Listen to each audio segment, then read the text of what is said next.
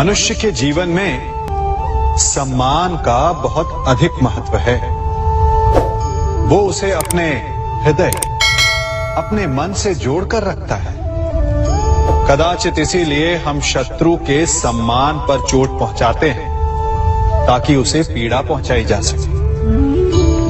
परंतु ऐसा करने से सावधान रहे मित्रों। शरीर पर लगी चोट मनुष्य भुला सकता है, परंतु उसके सम्मान को लगी चोट उसे जीवन भर पीड़ा देती है। और स्त्री के मान सम्मान पर लगी चोट उसे उस सीमा तक ले जाती है जहां उसे केवल प्रतिशोध दिखाई देता है।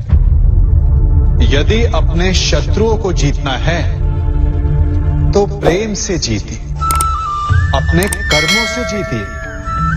उन्हें अनुभव करवाइए कि उनसे भूल हुई है। किसी के सम्मान को ऐसी चोट ना पहुंचाइए कि वो आपका नाश करने पर उतर आए। स्मरण रखें, किसी का अपमान करके आघात पहुंचाते हैं और अपने लिए एक शत्रु और बढ़ा लेते हैं।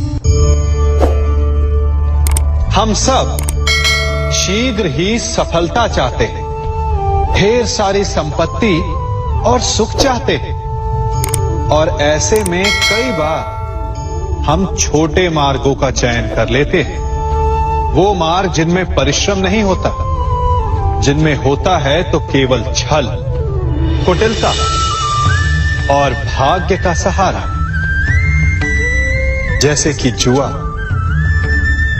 कोई जुए के खेल में धन लगाता है, कोई दांव लगाता है और ये भूल जाता है कि जुआ ऐसा दलदल है कि जिसमें एक बार गिरे तो सर्वनाश से पहले निकलना असंभव है। यदि आप जीते तो और जीतने की भूख बढ़ जाएगी, और यदि आप कुछ हार बैठे तो उसे पुनः पाने के लिए आप फिर से खेलेंगे। मनुष्य को ये आभास ही नहीं होता कि अपनी संपत्ति के साथ साथ वो अपनी मानवता, अपने संस्कार, अपना धर्म और अपना उत्तरदायित्व तक सभी जुए की भेंट चढ़ा देता है। इसलिए कुछ पाना है तो परिश्रम से पाओ। यदि कुछ जुए में जीता तो वो उतना शीघ्र ही खो दोगे, चूंकि उसे परिश्रम से पाया नहीं गया है, और उसकी रक्षा करने के लिए आपके मन में स्वाभाविक प्रयास भी नहीं होंगे। क्षमा बढ़न को चाहिए, छुट्टन को उत्पाद। क्षमा इस संसार में शांति का, सुख का मूल आधार है।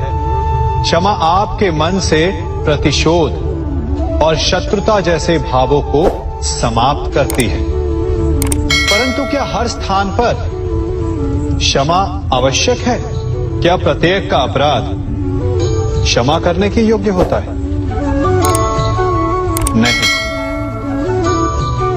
कभी कभी उसे क्षमा करके हम उस व्यक्ति को और बड़ा अपराध करने की प्रेरणा देते हैं,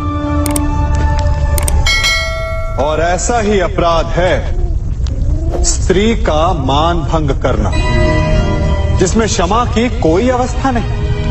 यदि सिंह भूल से गाय के बछड़े का अखेट कर ले तो उसे क्षमा किया जा सकता है, परंतु यदि वो नरभक्षी हो जाए तो उसके केवल दो स्थल होते हैं, या तो पिंजरा या फिर मृत्यु की गोद। कुछ परिस्थितियों में क्षमा के स्थान पर दंड देना आवश्यक होता है, क्योंकि ये दंड का भय ही है जो लोगों को वो अपराध करने से रोकता है। संसार में सबसे बड़ा क्या है? अभिमान और बाहुबल, या विश्वास और आस्था? निश्चित रूप से बाहुबल के महत्व को नकारा नहीं जा सकता।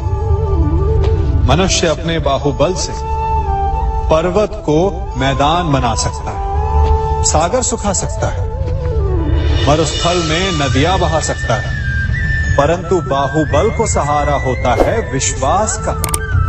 यदि मन में विश्वास ना हो तो बाहुबल किसी काम का नहीं। वो कौन सा बल है कि मोर आकाश की ओर ताकते हैं? वो विश्वास ही तो है जिसके कारण वर्षा होती है और दोनों की प्यास बुझती है। परंतु जब पाप के बाहुबल का सामना धर्म के विश्वास से होता है तो बाहुबल हार जाता है और जीतता है विश्वास। विजय होती है आस्था की। यदि आप सत्य के मार्ग पर चल रहे हैं और आप अपने इष्ट में आस्था रखते हैं तो किसी भी पापी का बल आपका कुछ नहीं बिगाड़ सकता। कभी सोचा है हमारा जीवन भी उस रेत की घड़ी की भांति है? जो रेत नीचे गिर चुकी है वो हमारा अतीत है, जो अब भी ऊपर है वो हमारा आने वाला भविष्य है, और वर्तमान ये संकुचित स्थल है जहां से धीरे धीरे करके रेत गिर रही है। अर्थात हमारे पास जीने के लिए यही एक क्षण है। उसका उपयोग कैसे करना है ये हम पर निर्भर करता है। जो बीत गया उसका दुख मनाना है या जो भविष्य में होने वाला है उसकी प्रतीक्षा में क्रोध करना है। सब कुछ करने के लिए यही एक क्षण है। प्रसन्न रहना है तो उसके लिए भी यही एक पल है। प्रतीक्षा करते रहोगे तो ये पल भी भूतकाल में बदल जाएगा। इसलिए आनंद के लिए, परोपकार के लिए प्रतीक्षा ना कीजिए। आपके पास जो पल है उनका भरपूर सदुपयोग कीजिए, क्योंकि इस घड़ी को पलटकर आप फिर से समय अवश्य गिन सकते हैं, परंतु अपना बीता हुआ समय आप वापस नहीं लौटा पाएंगे। लिखो मत, मंगवाओ। Get MCB's PVC tapes, plugs and more delivered in 10 minutes. Blinkit. We asked a few people. के जीवन में संतान का बहुत महत्व है। उस संतान के लिए वो कितने कष्ट सहता है, उसे पालता है, पोसता है, और यदि यही संतान संताप का कारण बन जाए तो क्या ये उसका दोष है? अधिकतर ये दोष हमारे लालन पालन का होता है। बचपन में बालक के हठ को मानकर हमें आनंद की अनुभूति अवश्य होती है, परंतु धीरे धीरे अपने बालक के हठ को मानकर उसके हठ के दास हो जाते हैं। एक हठी उत्तंड और असंस्कारी संतान उस सूखे वृक्ष के समान होती है कि यदि जिसमें आग लग जाए तो वो सारे वन को भस्म कर डाले। और स्मरण रहे, जब उसमें अग्नि लगती है तो सबसे पहले वो स्वयं के घर को ही भस्म करती है। इसलिए जब आवश्यकता हो तो अपनी संतान के हठ का विरोध करें, उसे रोके, क्योंकि यदि समय रहते ऐसा ना किया गया तो भविष्य में इस समस्या के परिणाम गंभीर हो सकते हैं। प्रतिज्ञा, वचन, ये सब मनुष्य ने समाज को सही दिशा में रखने के लिए बनाए हैं। वो मनुष्य ही क्या जिसके जीवन में नियम ना हो, जिनका वो पालन ना करे, परंतु समय के साथ चलने के लिए नियमों को बदलना भी आवश्यक होता है, क्योंकि ये आज का समय ही तो है जो बीत जाने के पश्चात इतिहास बन जाएगा। यदि आवश्यकता पड़ने पर नियम और प्रतिज्ञा भंग ना की जाए, समय की मांग के अनुरूप अपनी प्रतिक्रिया ना बदली जाए तो इतिहास हमें कभी क्षमा नहीं करेगा। आवश्यकता पड़ने पर आपकी तोड़ी हुई एक प्रतिज्ञा, एक बंधन कभी कभी पूरे मानव इतिहास को बड़े विनाश से बचा सकता है। इसलिए नियम, प्रतिज्ञा, वचन कुछ नहीं, कुछ है तो केवल समय, जिसके अनुरूप चलने वाला ही सफल हो सकता है। कभी किसी पक्षी को घोंसले की नींव बनाते देखा है?